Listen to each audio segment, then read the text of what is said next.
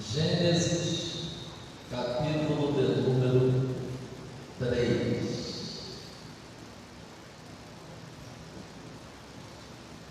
Esse aspecto da nossa vida, dependência,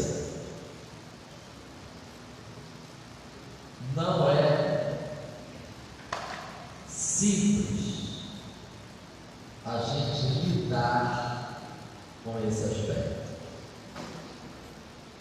E é interessante que a gente vê que foi nesse aspecto que o inimigo focou quando no jardim do Éden lançou a tentação para o primeiro casal. É justamente propondo a eles a possibilidade de viverem sem ficar dependendo de Deus. O inimigo disse: vocês serão como Deus, vocês não vão depender. E nós, tantos séculos se passaram entre nós, e milênios se passaram entre nós, e o que aconteceu no jardim do Éden, nós, seres humanos, continuamos precisando lidar com essa questão de dependência. Então esse é o tema nessa noite.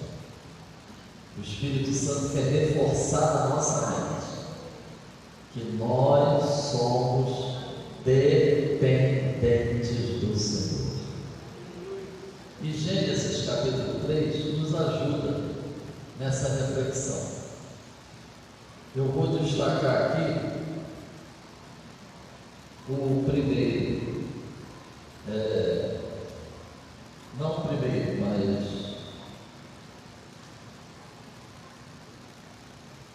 o versículo 5, o versículo 7 e o versículo 21.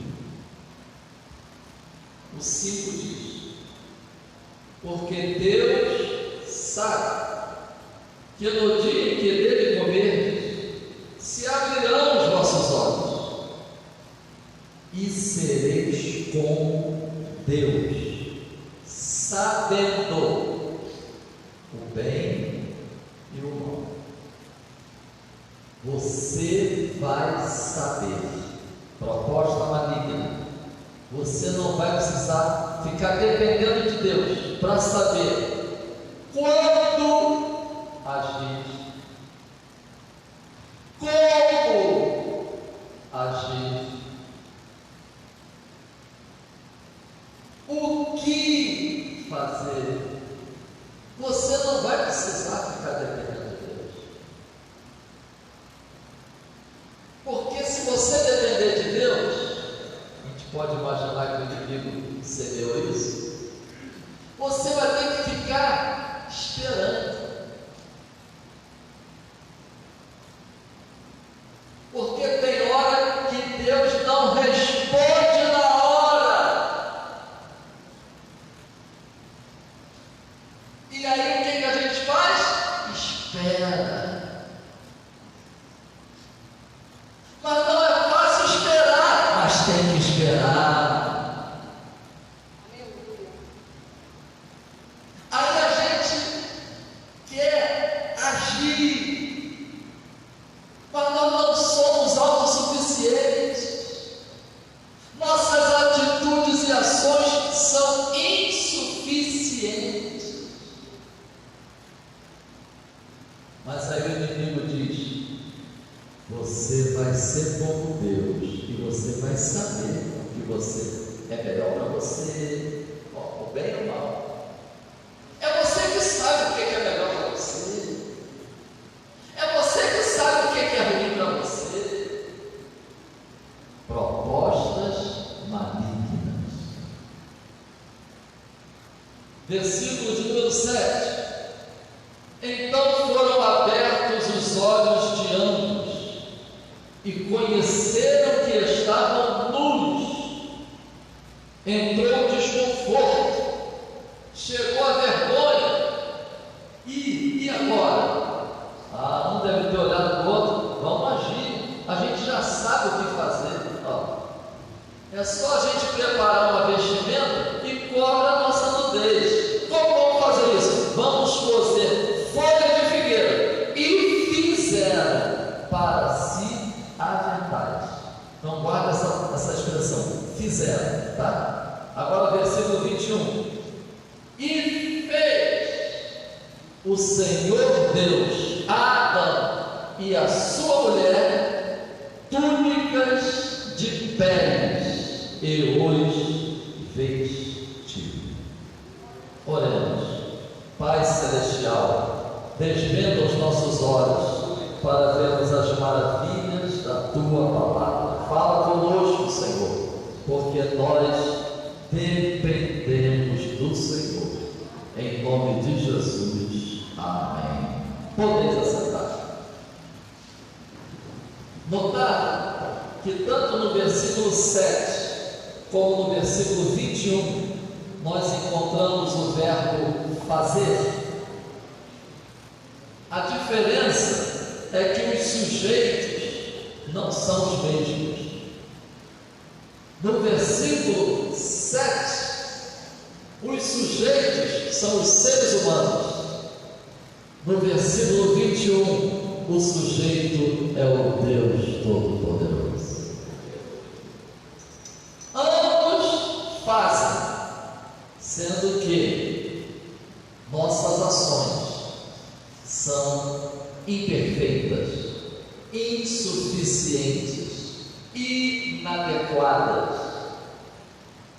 Então, vamos focar primeiro o versículo 7, sempre tendo em mente que só chegaram ao versículo 7 porque deram ouvidos à proposta maligna. Se você quiser, disse o inimigo, você pode ser independente. Se você quiser, você pode escolher o que fazer, quando fazer, do jeito de fazer. Você vai saber o que é melhor para você. E aí pecaram. Pecado foi a desobediência. Pecado não foi o ato sexual. O pecado não foi a maçã. O pecado não. O pecado chama-se desobediência. Desobedeceram a Deus. Desobedeceram a Deus, veio o desconforto, o medo, a vergonha. Tudo isso é fruto do pecado. Desconforto, medo, vergonha. Não souberam lidar com a nudez. Até então, mas entrou o pecado afeta todas as áreas da vida humana. Todas as dimensões da vida humana são afetadas pelo pecado. E quando eles viram que estavam desconfortáveis, envergonhados, medo, situação difícil, eles decidiram fazer alguma coisa para resolver aquele problema. O texto é muito claro. Eles viram que estavam nus, então fizeram ações humanas, expedientes humanos e insuficientes para cobrir, para esconder a vergonha, o medo, o desconforto, a dificuldade de se meter.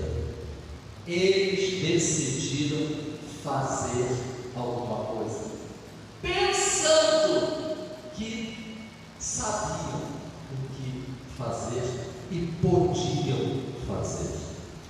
Tentativas humanas de reverter os efeitos do pecado.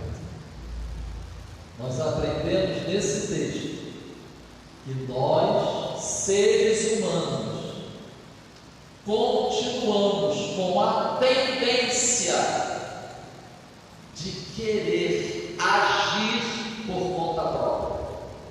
Continuamos com a tendência de achar que somos autossuficientes. Deu errado? Deixa que eu conserto. Errei? Deixa que eu acerto. Pequei? Deixa que eu resolvo. Falhei? Deixa que eu arrumo. Aqui está um texto que mostra que os remédios preparados pelo ser humano para lidar com os efeitos do pecado são remédios falsos e inadequados. A humanidade não tem capacidade de resolver o problema do pecado. Não tem capacidade de resolver, de acertar os efeitos do pecado na sua vida. Efésios, capítulo 2, versículos 8 e 9, é um texto que esclarece as atitudes humanas para tentar resolver o problema do pecado. Efésios 2, 8 e 9. Porque pela graça sois salvos, por meio da fé, e isto não vem de vós, é dom de Deus, não vem das obras, para que ninguém se glorie. A solução não está em nós, a solução está em Deus. Nós não podemos, mas Deus pode. Nós não sabemos, mas Deus sabe. Nós não temos, mas Deus tem. Nós somos imperfeitos, mas Deus é completo. Nós nos confundimos, mas Deus é sábio. Nós temos que nos render a Ele. Nós temos que ir humildemente a Ele. Esse é o caminho. É o caminho da dependência. A gente depende de Deus. Jesus disse: sem mim nada podeis fazer. Irmãos, cuidado, porque até hoje o inimigo semeia na mente humana que ele é capaz de resolver o problema do pecado. Ele é capaz de resolver o problema dos efeitos do pecado. Por isso que, mesmo nós que já nascemos de novo, mesmo nós que já temos o Espírito Santo habitando em nós, a gente tem que entender que nós ainda não alcançamos a totalidade da redenção. Nós ainda estamos nesse corpo físico. Só quando esse corpo corruptível se revestir da incorruptibilidade é que nós estaremos livres da possibilidade de pecar. Enquanto nós não estivermos com o corpo glorificado, a gente continua tendo a possibilidade de pecar. Então, irmãos, é os pés de Jesus o tempo todo, é pedindo misericórdia o tempo todo, é pedindo perdão todo dia, é vigiando, é jejuando, é orando. O que é isso? Dependência de Deus. A gente depende do Senhor. Oração, jejum, leitura bíblica, vigilância. Mas por que tudo isso? Eu dependo do Senhor. O Senhor é a fonte da vitória, o Senhor é a fonte do livramento, o Senhor é a força da nossa vida. Então tem que estar ligado com Ele o tempo todo, o tempo todo. E aí, a Bíblia diz que Deus chegou. Quando Deus chegou, Deus vê como a gente não consegue ver.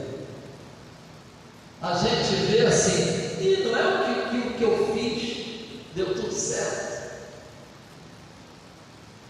Não é que eu consegui resolver o problema, até o momento em que Deus começar a sondar e esquadrinhar. Por isso que o salmista, no Salmo 139, ele diz assim: sonda-me, ó Deus, e vê se há em mim algum caminho mau, e guia-me pelo caminho eterno. Aleluia! Deus vê como ninguém mais consegue ver. Irmãos, tem coisas na nossa vida que nem a gente sabe. Eu não sou psicólogo não, mas a experiência é um acúmulo de informações também, né? Todo ser humano, ele tem uma janela diferente daquela da sua casa, do seu quarto. É uma janela que tem 4 partes. Guarda isso que eu vou te dizer agora. Todo ser humano, ele tem uma janela.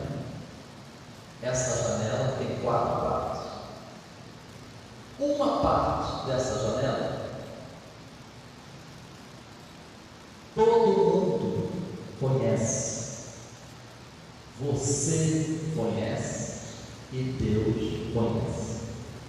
Tem uma área da sua vida que todo mundo conhece. Você conhece e Deus conhece. Mas a tua vida, a minha vida, não é só essa janela. Tem uma segunda janela, uma segunda parte dessa janela em 4 partes. Tem uma área da nossa vida que as pessoas não conhecem. Só Deus e a gente conhece. Existe uma área da nossa vida, existem coisas na nossa vida que a gente não mostra. Existem coisas na nossa vida que a gente não fala. Existem coisas na nossa vida que a gente não comenta. É só Deus e a gente é quem sabe. Todos nós somos assim. Mas existe uma terceira parte dessa vida.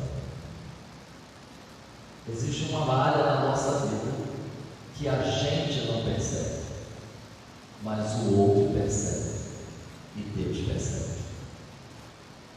Existem coisas na nossa vida que a gente não enxerga na gente, mas o outro enxerga e Deus sabe. Por isso a importância da gente cultivar relacionamentos saudáveis. Porque quando a gente cultiva relacionamentos saudáveis, a gente tem sempre alguém do nosso lado para mostrar para a gente aonde a gente tem que se acertar, aonde a gente tem que consertar, aonde a gente precisa melhorar. A gente precisa de pessoas, porque pessoas nos ajudam a crescer, a melhorar. A questão é que nem sempre a gente gosta de ouvir o outro falar sobre coisas que a gente tem que melhorar. A gente resiste. Por isso que a gente tem que ter relacionamentos saudáveis, edificantes. Porque tem coisas que a gente não enxerga, mas o outro está enxergando. Mas você está disposto a ser corrigido? Você está disposto a ser admoestado? Você está disposto a ser chamado a atenção? A questão é essa. Todo mundo está vendo, a gente não vê. O outro vê e Deus vê. Agora atenção, existe uma quarta parte da nossa vida que a gente não conhece, os outros não sabem, só Deus sabe. Aí entra o Salmo 139. Por isso que o salmista, ele ora assim: sonda-me, ó Deus, esquadrinha-me, vê se há em mim algum caminho mau, e guia-me pelo caminho eterno. Tem coisas que só Deus vê dentro de nós. Está tão lá no fundo que a gente não sabe que está lá. E sabe por que não aflorou? Porque as circunstâncias não foram favoráveis. Porque a hora que for, aflora. Mas Deus já sabe. Então, vá para os pés de Jesus e peça a Ele: Senhor, vê se há em mim alguma coisa que está errado, me ajuda, me conserta. Salmo 19: expurga-me dos erros que me são ocultos. Erros que me são ocultos, que eu não percebo. O salmista pede a Deus: expurga-me, tira isso de mim. Nós não somos autossuficientes, nós somos dependentes. Tem provisão de Deus para a sua vida, tem provisão de perdão, tem provisão de limpeza, tem provisão de correção, tem provisão de aperfeiçoamento. Deus proverá. Deus proverá. Versículo 21 é providência de Deus. Versículo 21 é Deus provendo. Deus chega e viu que o que o ser humano fez não era adequado. O que o ser humano fez não era suficiente. O que o ser humano fez não deu certo. Então o que Deus faz? Deus entra com providência. Agora nota, aqui diz que o Senhor, Ele fez túnicas de peles e os vestiu. Alfaiate, né? Costureiro. Oh glória, que Deus provedor. Aleluia. Ele provê tudo, Ele sabe tudo, Ele vê tudo, Ele pode tudo. Oh igreja, confia, igreja. Confia, igreja. Aleluia. Até costurar Ele costura. Irmãos, Deus mesmo fez. Agora notem, atenção, o ser humano, quando foi fazer, pegou folha de figueira. Mas quando Deus foi fazer, uma vida foi tirada, sangue foi derramado, para que vestimenta adequada fosse preparada para cobrir, vestir o ser humano. Irmãos, é evidente que aqui esse texto está falando é de vestimento do corpo físico. Esse texto está mostrando que Deus provê o necessário para a vida do ser humano. Jesus falou isso também. Os lírios do campo, eles não tecem e eles não fiam. Os lírios do campo não participam dos desfiles de moda para ver qual é a última roupa. Os lírios do campo não frequentam as ruas mais badaladas do comércio. Mas nem Salomão, em toda a riqueza, conseguiu se vestir como se veste um lírio do campo. Assim diz o Senhor: você tem mais valor do que um lírio, você tem mais valor do que uma flor. Deus cuidará de ti, Deus proverá. Mas isso também nos faz lembrar, esse texto também nos lembra que além da vestimenta para o corpo físico, o Senhor provê vestes espirituais. Oh, irmão, eu confesso que eu nunca tive visão, mas não é nenhuma heresia eu chegar e dizer que tem movimento aqui nessa noite. Não é heresia. Paulo diz que os anjos assistem ao culto. Paulo diz isso em Coríntios: os anjos estão no culto. Paulo diz que quando vocês se reunirem, os anjos estão presentes. Então eu creio que tem anjo aqui nessa noite. Eu creio que tem vestimento aqui preparado para quem está precisando. Deus está colocando vestimento aqui. Deus está vestindo gente aqui. Receba aí a vestimenta que o Senhor tem preparado para a tua vida. Aleluia. Irmão, vestidos apropriados. Aleluia. Apocalipse, capítulo 3, versículos 17 e 18. Apocalipse, capítulo 3, versículos 17 e 18. Não esqueça, igreja, que nós somos dependentes de Deus.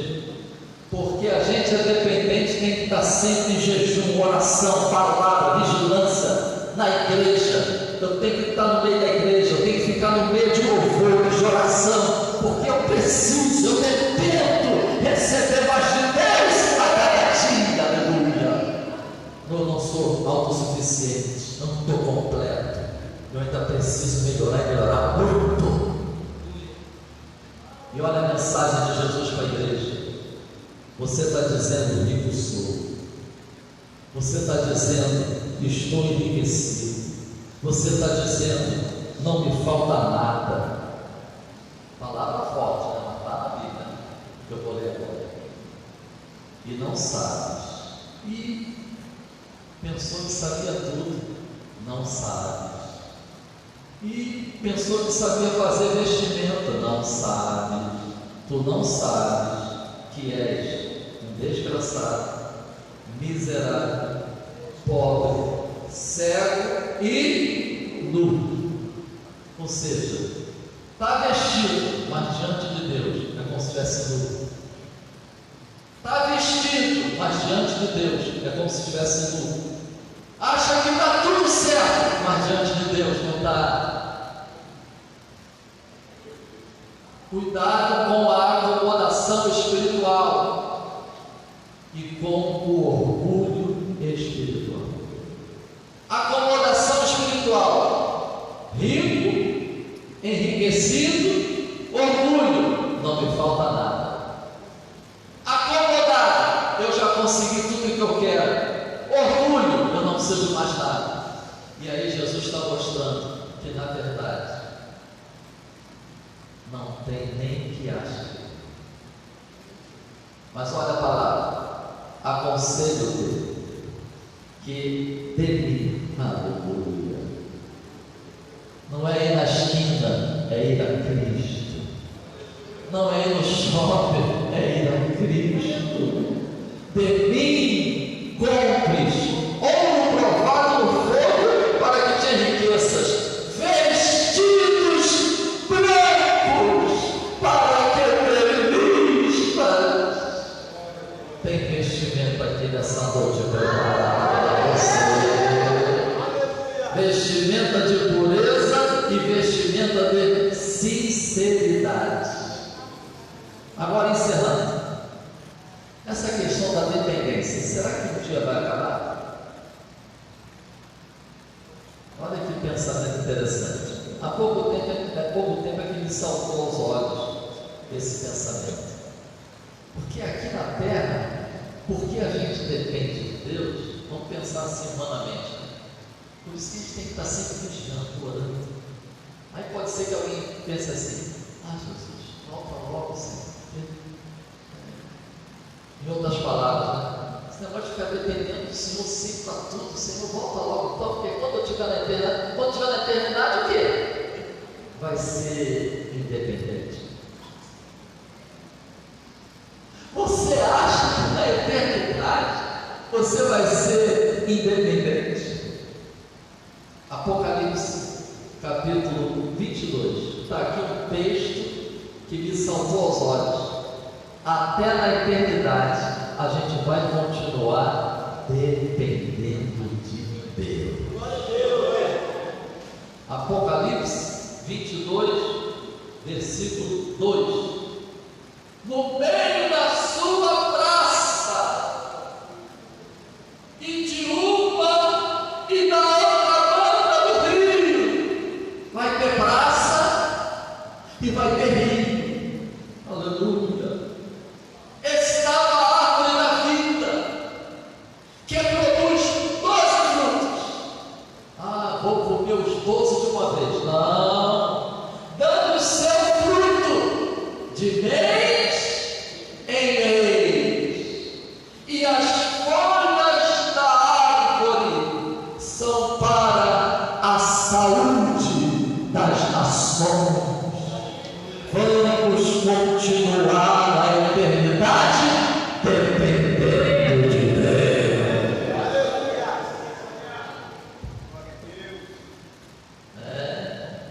Todo mês o fruto do mês, a folha do mês.